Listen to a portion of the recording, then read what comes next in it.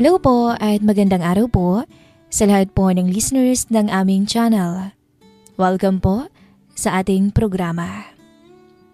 Bago po tayo magsimula, binabati ko po ng isang magandang araw ang lahat po ng aming mga masusugid na tagapakinig. Hello po kay Ma'am Eileen Licardo, kay Ma'am Dominga Tabora, kay Ma'am Norma Nibal, kay Ma'am Manelia OFW from Riyadh, Saudi Arabia, kay Ma'am Sheila Amanzon, kay Sir Jason Mendoza, kay Sir John Texon, kay Sir John Ray Torena, kay Sir Joseph Abayon, kay Ma'am Glory Dalmasio, at kay Ma'am Love. Maraming salamat po sa mga patuloy po na pagkomento at pakikinig po sa aming mga istorya na binabahagi sa inyo. Thank you so much po and God bless po sa inyong lahat. Simulan na po natin ang ating kwentuhan.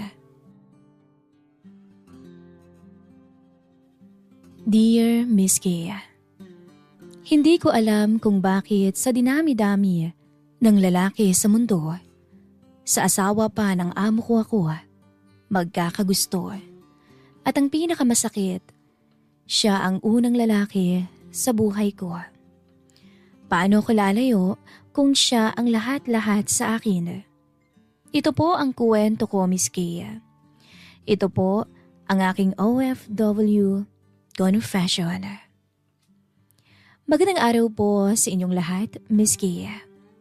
Ako po si Charmaine, 27 taong gulang, single, at lumaki sa isang simpleng pamilya sa bayan ng Nueva Ecija. Hindi ako kagaya ng iba kong kaibigan na maagang nag-asawa. Habang sila ay may sarili ng pamilya, ako naman ay nakatuon muna sa pagtulong sa mga magulang ko at sa pag-abot ng mga pangarap ko. Pero hindi naging madali ang buhay. Matapos ang ilang taon na pagtatrabaho sa Pilipinas, napagtanto kong hindi sapat ang kinikita ko para mabigyan ng mas magandang buhay ang pamilya ko. Kaya nang magkaroon ng pagkakataon na makapagtrabaho ako bilang caregiver sa Canada, hindi na po ako nagdalawang isip pa. Pagkatapos ng ilang buwang pag-aayos ng papeles, medical, training at iba't ibang requirements, dumating din ang araw ng pag-alis ko. Masaya ako, pero kinakabahan din. Unang beses kong sasakay ng eroplano. Unang beses kong lalayo ng ganoon kalayo sa pamilya ko. At unang beses kong mamumuhay sa bansang hindi ko kabisado. Habang nakaupo ako sa eroplano noon, nakatanaw ako sa may bintana. Hindi ko na malayang tumutulo na pala ang luha ko. Iniisip ko sina mama at papa. Iniisip ko ang mga kapatid kong may iwan. Pero alam kong kailangan kong maging matatag para sa kanila. Pagdating ko sa Canada, agad akong sinalubong ng malamig na hangin. Ibang-iba sa init ng Pilipinas. Parang tumagos hanggang buto ang lamig. Mabuti na lamang at may sumundo sa akin mula sa agency. Habang nasa sasakyan kami, hindi ko maiwasang humanga sa paligid. Malawak na kalsada, napakalinis na lugar at napakatahimik. Pakiramdam ko ay ibang mundo ang napuntahan ko. Malayong malayo sa Pinas. Makalipas ang halos 1 oras na biyahe, nakarating kami sa bahay ng magiging employer ko. Malaki ang bahay at 2 palapag. May malawak na bakuran sa harap. At talatang may kaya ang pamilya. Huminga ako ng malalim. Ito na talaga. Dito magsisimula ang bagong kabanata ng buhay ko. Ilang sandali pa, bumukas ang pintuan. Isang babae na nasa 40 taong gulang ang lumabas. Nakasuot siya ng simpleng sweater at may maamong mukha. Ngumiti siya sa akin. Hello, Charmaine? Yes, ma'am. Welcome to Canada. Ngumiti ako. Thank you, ma'am. Lumapit siya at nakipagkamay. I'm Claire. Nice to meet you, Ma'am Claire. No need to call me Ma'am all the time. Claire is fine. Tumango ako. Mabait siya at kahit papaano ay nabawasan ang kaba ko. Pinapasok niya ako sa loob ng bahay. Mas lalo akong namangha. Napakalinis, napakaayos at talatang komportable ang pamumuhay nila. Pagpasok namin sa may sala, nakita ko ang isang matandang babae na nakaupo sa wheelchair. Siya pala ang aalagaan ko. Ngumiti siya nang makita niya ako. Hello there. Hello ma'am. This is my mother Margaret. Lumapit ako at magalang na bumati. Nice to meet you ma'am. Nice to meet you too dear. Mabait din ang matanda at mababakas din ang ganda. At doon, lalong gumaan ang loob ko. Habang pinapakita ni Claire ang bahay, ipinaliwanag niya ang magiging trabaho ko. Pagtulong kay Margaret, pagbibigay ng gamot, pag-aasikaso sa pagkain, at pagsama rito sa mga check-up kapag kinakailangan. Wala namang problema sa akin ang mga iyon. Sanay na ako sa ganoong trabaho. Pagkatapos ng tour sa bahay, pinakita niya ang magiging kwarto ko. Maliit lamang yun pero maayos. May sariling kama at aparador. May sarili ring bintana. Para sa akin, sapat na yun. Do you like it? Tanong ni Ma'am Claire. Yes, it's beautiful. I'm glad. Ngumiti siya bago tuluyang lumabas ng silid. Pagkaalis niya, naupo ako sa gilid ng kama. Tahimik akong napangiti. Sa wakas, narito na ako. Narito na ang pagkakataong matagal kong pinagdasal. Hindi ko alam kung ano ang naghihintay sa akin sa mga susunod na buwan, pero determinado akong gawin ng maayos ang trabaho ko. Kinabukasan ay nagsimula agad ako sa unang araw ko. Maaga akong nagising, nagayos at agad na inasikaso si Margaret. Mabait itong kasama. Mahilig siyang magkwento tungkol sa kanyang kabataan. Minsan ay tungkol sa kanyang yumaong asawa. Minsan naman ay tungkol sa mga anak niya. Habang tumatagal, mas lalo kong nagiging komportable sa bahay. Hanggang isang hapon, narinig ko ang tunog ng isang sasakyan sa garahe. Hindi ko iyon gaanong pinansin. Akala ko may bisita lamang. Pero maya-maya ay bumukas ang pintuan. At may isang lalaking pumasok. Matangkad, napakaayos ng damit, at napakagwapo. At mukhang nasa huling bahagi rin ng 30s.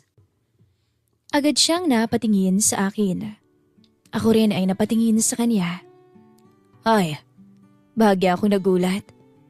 Hello. Gumiti siya. You must be Charmaine. Yes, I'm David. Napansin kong magkahawig sila ni Claire, kaya ang naisip ko ay magkapatid silang dalawa. Ngunit agad din yung nilinaw ni Margaret. My son finally came home. Napakurap ako. Anak pala siya ng matanda at asawa ni Claire. Lumapit si David sa kanyang ina at hinalikan ito sa noo. How are you today, Mom? I'm doing fine. Pagkatapos noon ay muli siyang napatingin sa akin. Thank you for taking care of her. You're welcome. Simple lang naging usapan namin. Wala nang higit pa roon. Ngunit habang nagpapatuloy ang araw ko doon, hindi ko maiwasang mapansin ang ilang bagay. Madalas wala si Claire sa bahay dahil sa trabaho. Si David ay ganoon din. Madalas umuwi ng gabi. At si Margaret ang halos palagi kong kasama. Wala pa akong idea noon na ang simpleng pagkakita ko sa lalaking iyon sa bahay ay magiging simula ng isang pag-ibig na sa huli ay maaari kong pagsisihan. Lumipas ang mga unang linggo ko sa bahay ni na Claire. Unti-unti na rin akong nasanay sa bagong buhay sa Canada. Hindi na rin ako gaanong nalilito sa loob ng bahay. Kabisado ko na rin ang schedule ng gamot ni Margaret, ang mga pagkain na gusto niya, maging ang mga paborito niyang palabas sa telebisyon. Sa totoo lang, Miss Kay, mas naging madali po ang trabaho ko dahil mabait ang matanda. Hindi siya katulad ng ibang pasyenteng nakasalamuha ko noon. Mahilig siyang magkwento, mahilig ding makinig, at kadalasan siya pang nagtatanong tungkol sa buhay ko sa Pilipinas. Do you miss home? Minsan niyang tanong habang umiinom siya ng tsaa. Everyday.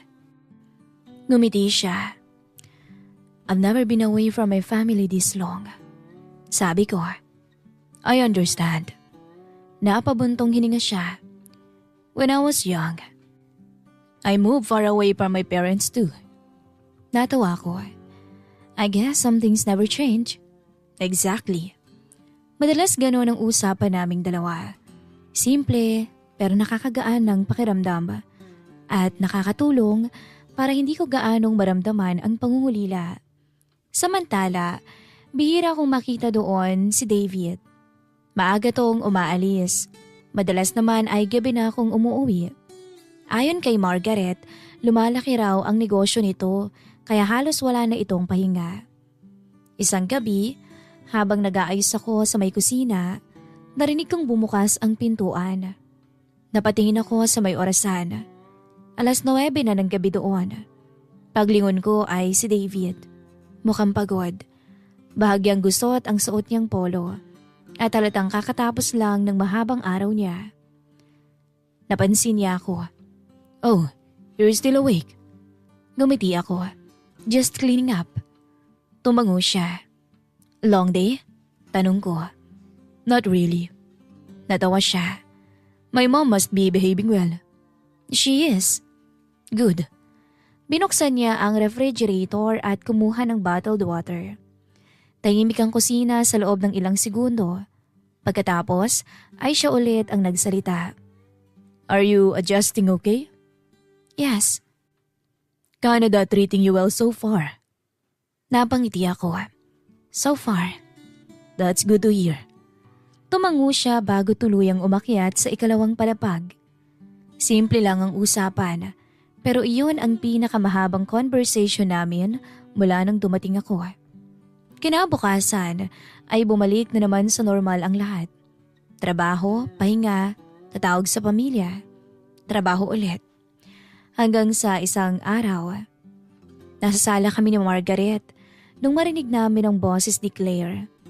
Kakaibang tono nito, parang nagagalit. Hindi naman ako nakikialam sa usapan ng ibang tao, pero dahil bukas ang pinto ng kusina, hindi ko maiwasang marinig ang ilan sa mga salitaan nila. You said you'd be home earlier. I got stuck at work. You always say that. Claire. No. I'm tired of hearing excuses. Tahimik akong napatingin kay Margaret. Napansin kong narinig din niya ang pag-uusap, ngunit parang sanay na siya. Nagpatuloy lamang siya sa panonood ng TV. Ilang sandali pa ay tumahimik na rin ang bahay. Hindi ko na rin iyon binigyang pansin pa. Mag-asawa sila, natural lang naman na may mga hindi pagkakaunawaan paminsan-minsan. Pero habang lumilipas ang mga linggo at buwan, napansin kong madalas nang mangyari iyon. Minsan sa kusina, sa sala, madalas sa kwarto nila.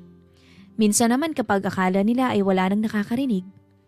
Hindi naman sila yung tipong nagsisigawan, ngunit ramdam na ramdam ko talaga yung tensyon sa pagitan nilang dalawa.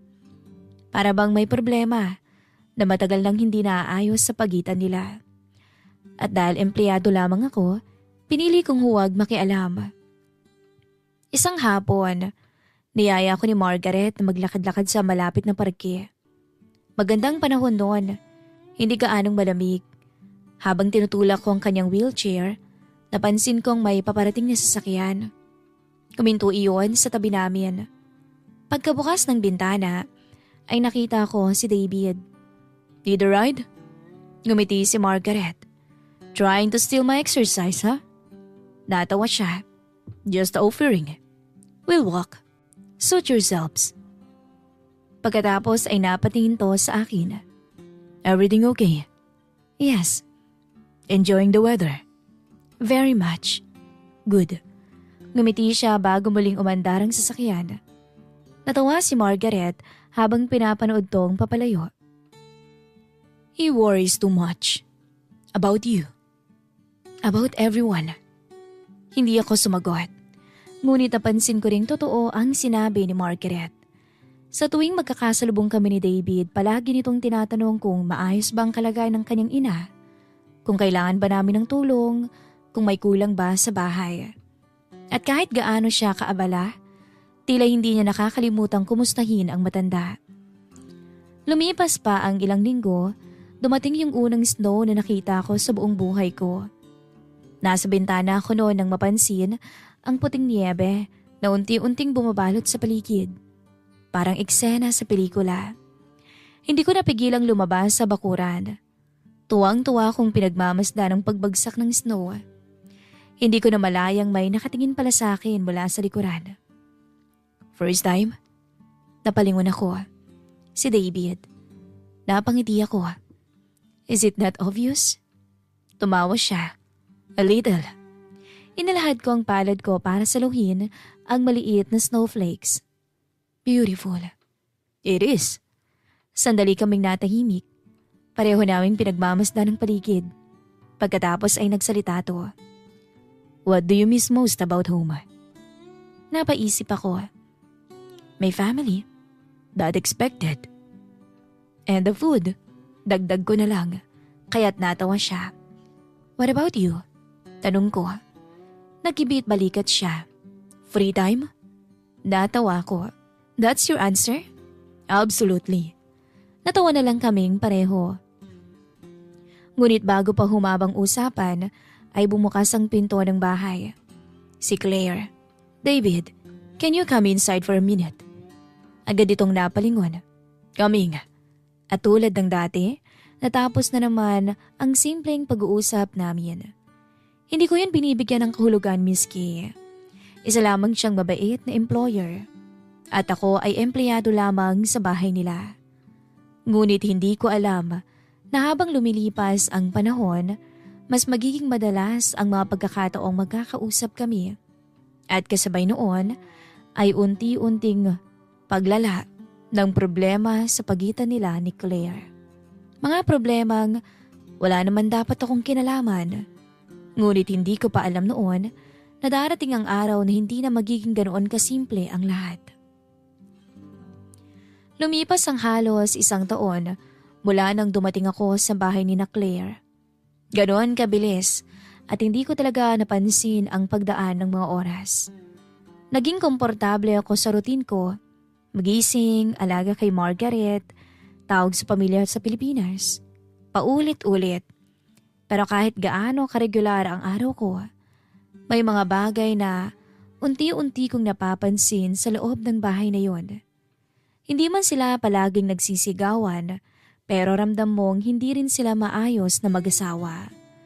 May malamig na distansyang hindi mahirap mapansin ng isang katulad kong doon nakatira. Na para bang 2 taong magkasama lang sa isang bahay, pero magkaiba na ang direksyon sa buhay. At kahit hindi nila sinasabi yon, ramdam iyon ng kahit sinoong nakapaligid sa kanila. Si Claire ay talagang palaging abala. Madalas na toong wala sa bahay. At kapag nandun man, pagod at laging iritable. Si David, laging nasa laptop o telepono. At si Margaret, siya na lang ang parang may buhay pa sa bahay na iyon. Isang gabi, habang pinapainom ko ng gamot si Margaret, bigla siyang napabuntong hininga.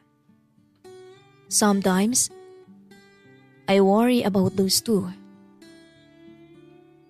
Napatingin ako sa kanya. Claire and David?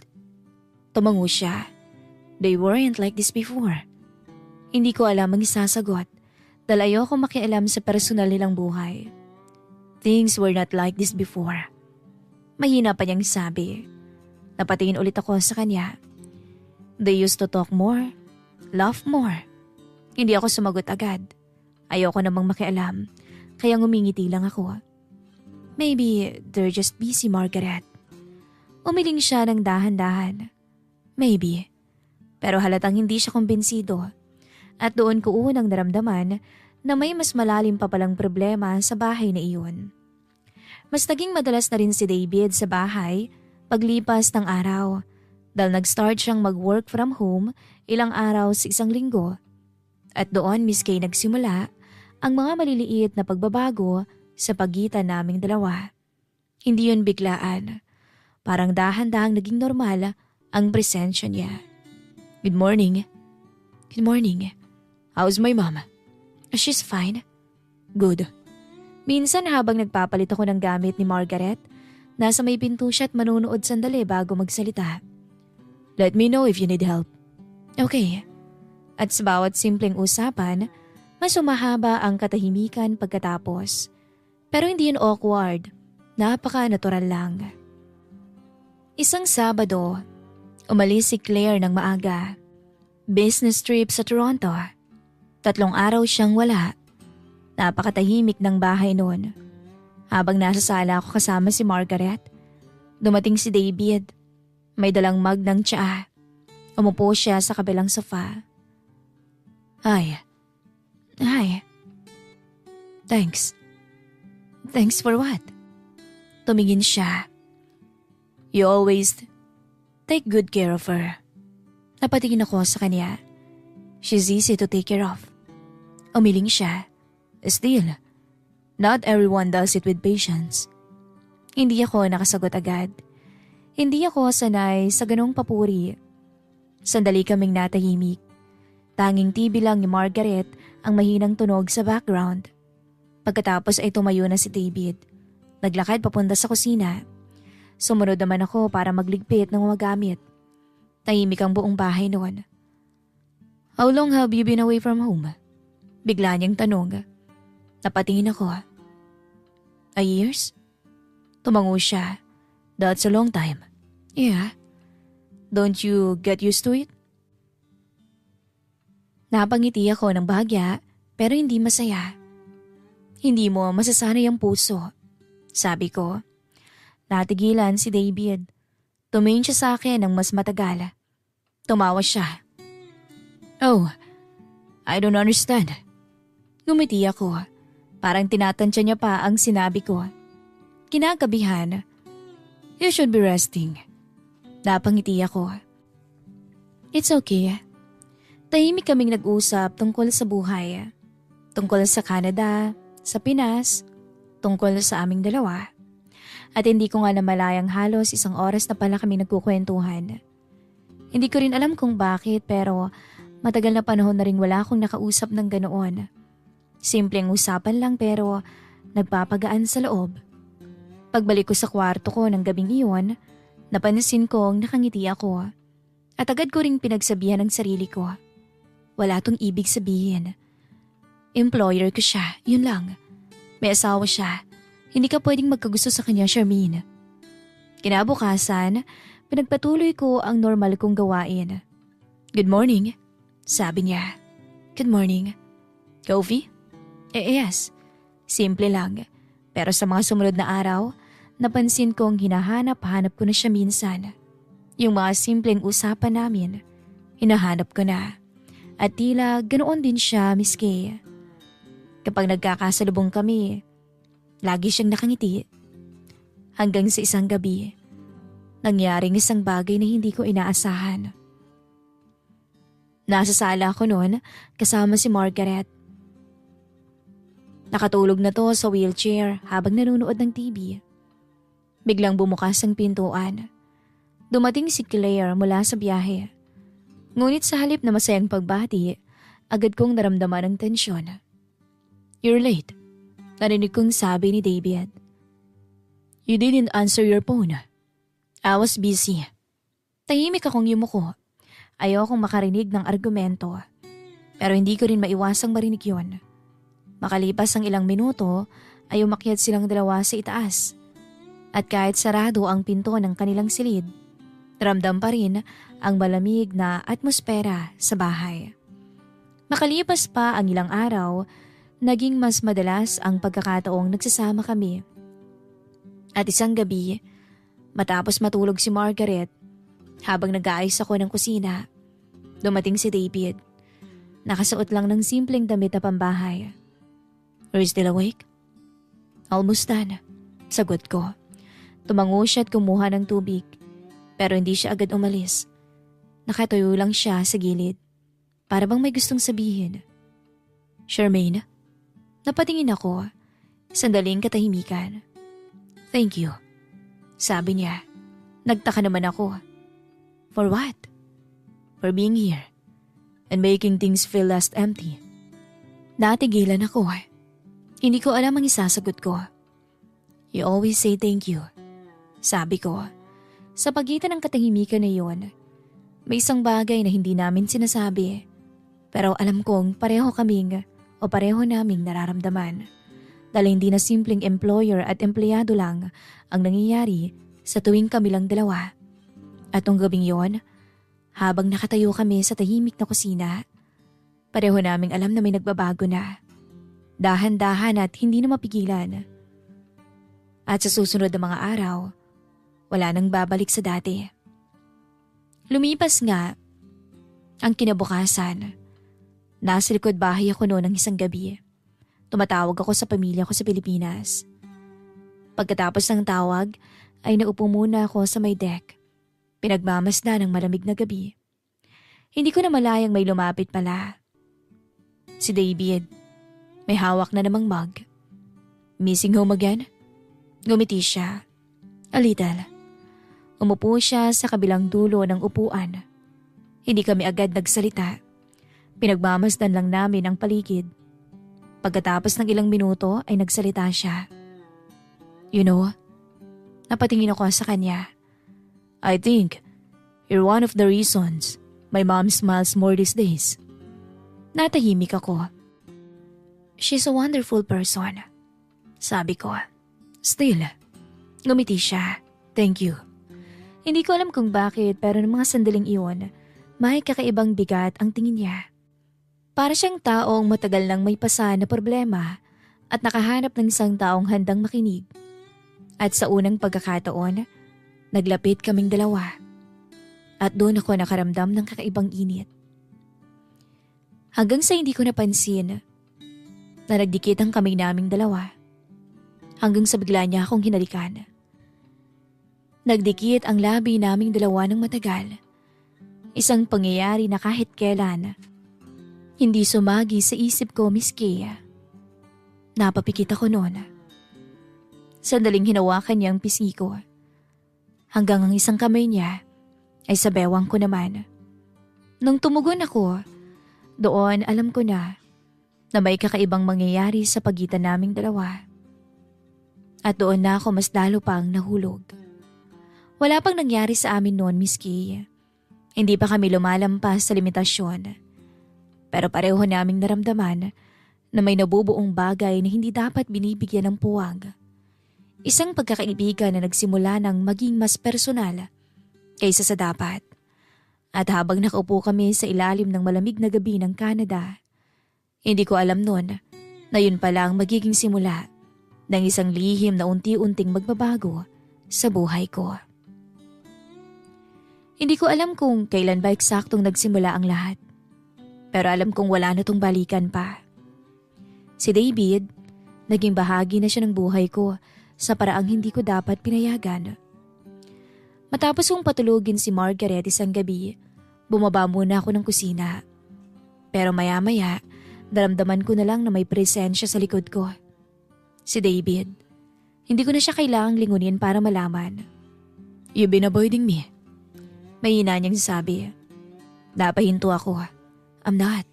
Sagot ko agad, kahit alam kong totoo.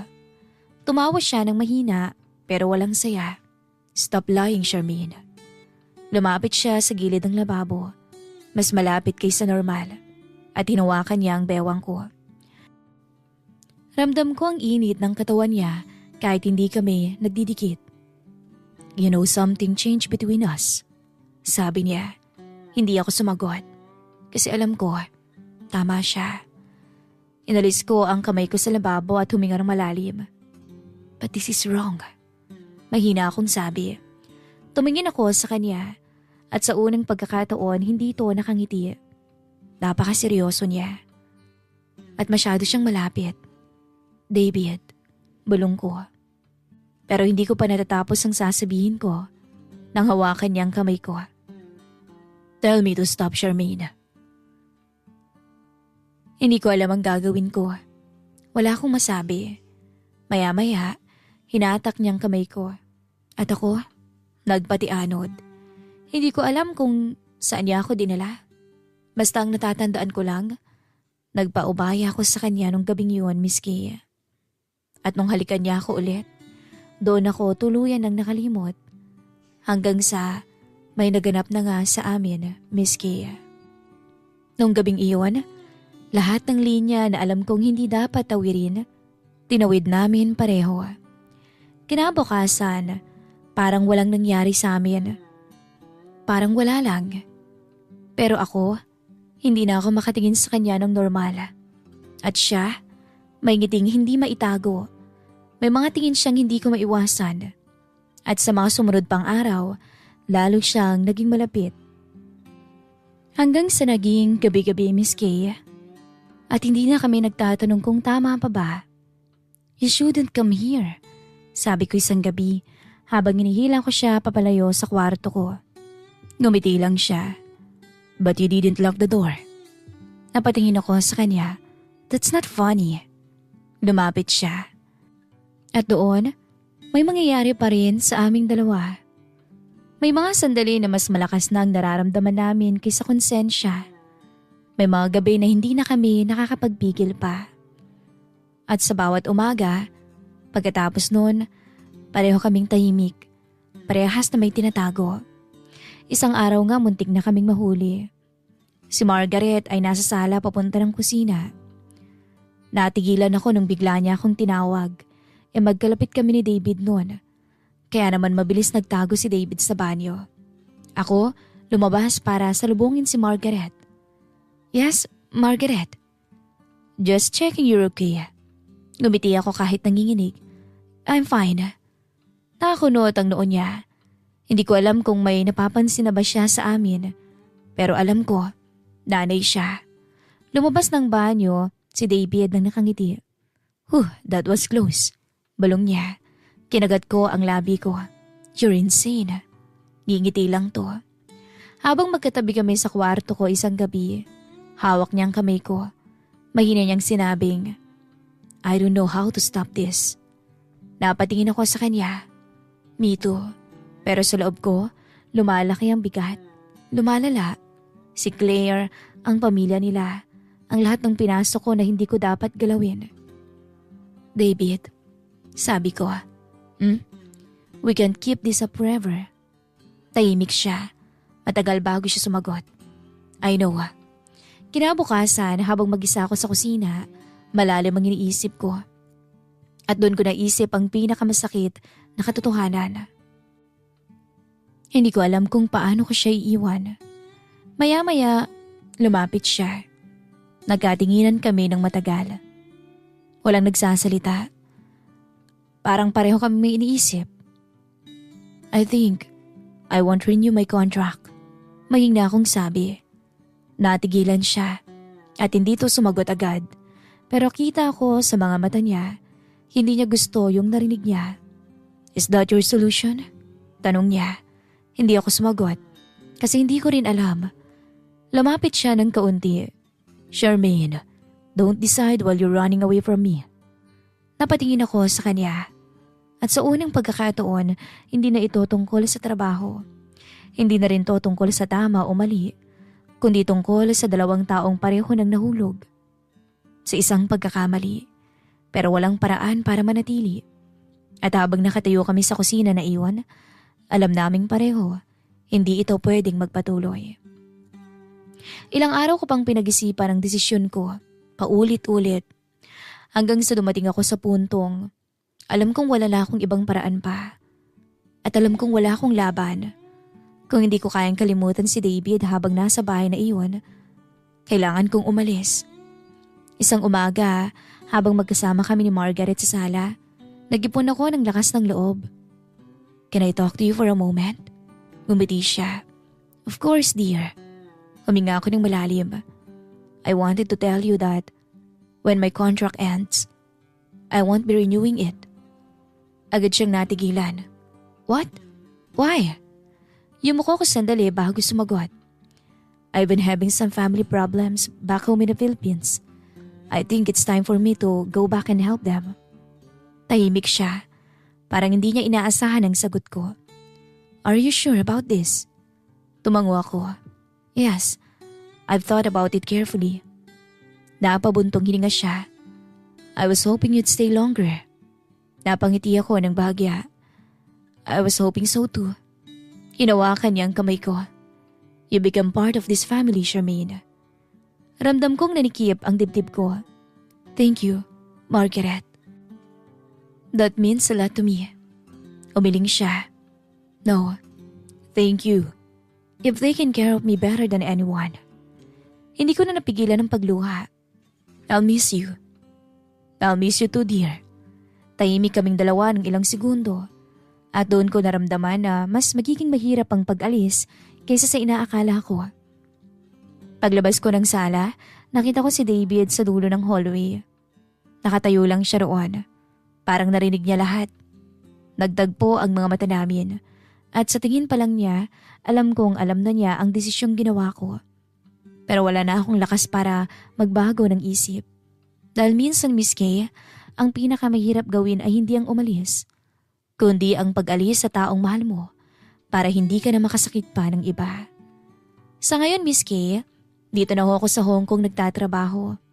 At ilang taon na rin ang nakakalipas mula nung mangyari ang karanasan kong to. Thank you so much po sa pag-edit o pag-aayos sa liham na binahagi ko sa inyong programa, Miss Kay. Hanggang dito na lamang po ang aking kwento. Nagmamahal, Charmaine.